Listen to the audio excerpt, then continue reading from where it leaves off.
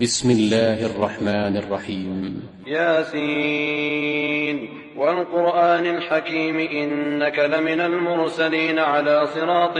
مستقيم تنزيل العزيز الرحيم لتنذر قوما ما أنذر آباؤهم فهم غافلون لقد حق القول على أكثرهم فهم لا يؤمنون إنا جعلنا في أعناقهم أغلالا فهي إلى الأذقان فهم مقمحون وجعلنا من بين أيديهم سدا ومن خلفهم سدا فأغشيناهم فهم لا يبصرون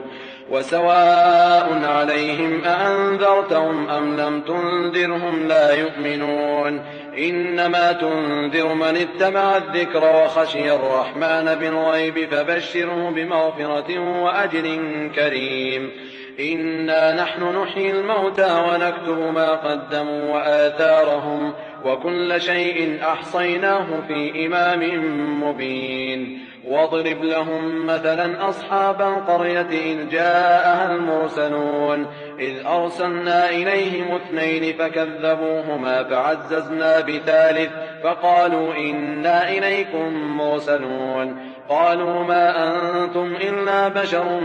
مثلنا وما أنزل الرحمن من شيء إن أنتم إلا تكذبون قالوا ربنا يعلم إنا إليكم لمرسلون وما علينا إلا البلاغ المبين قالوا إنا تطيرنا بكم لئن لم تنتهوا لنرجمنكم وليمسنكم منا عذاب أليم قالوا طائركم معكم أئن ذكرتم بل أنتم قوم مسرفون وجاء من أقصى المدينة رجل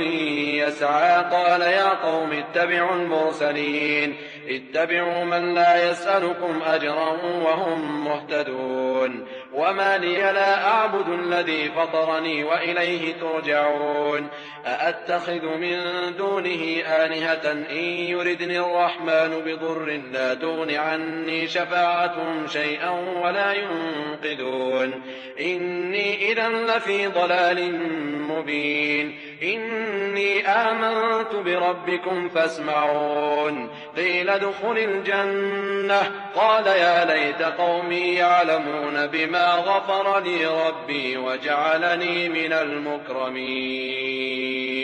وما أنزلنا على قومه من بعده من جند من السماء وما كنا منزلين إن كانت إلا صيحة واحدة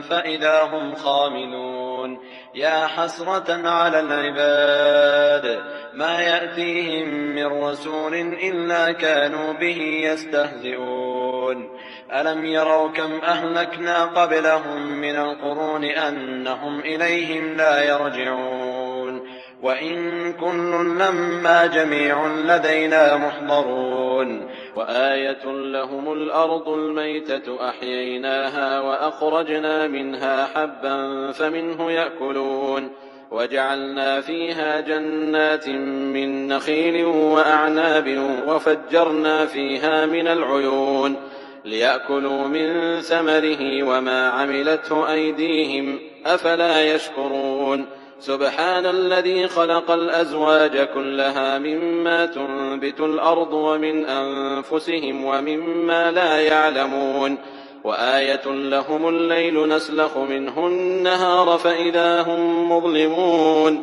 والشمس تجري لمستقر لها ذلك تقدير العزيز العليم والقمر قدرناه منازل حتى عاد كالعرجون القديم لا الشمس ينبغي لها أن تدرك القمر ولا الليل سابق النهار وكل في فلك يسبحون وآية لهم أنا حملنا ذريتهم في الفلك المشحون وخلقنا لهم من مثله ما يركبون وإن نشأ نغرقهم فلا صريخ لهم ولا هم ينقذون إلا رحمة منا ومتاعا إلى حين وإذا قيل لهم اتقوا ما بين أيديكم وما خلفكم لعلكم ترحمون ينظرون وما تأتيهم من آية من آيات ربهم إلا كانوا عنها معرضين وإذا قيل لهم أنفقوا مما رزقكم الله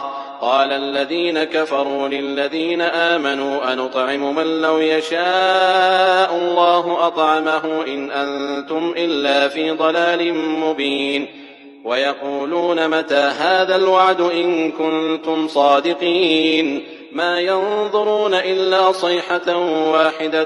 تأخذهم وهم يخصمون فلا يستطيعون توصية ولا إلى أهلهم يرجعون ونفخ في الصور فإذا هم من الأجداث إلى ربهم ينسلون قالوا يا ويلنا من بعثنا من مرقدنا هذا ما وعد الرحمن وصدق المرسلون إن كانت إلا صيحة واحدة فإذا هم جميع لدينا محضرون فاليوم لا تظلم نفس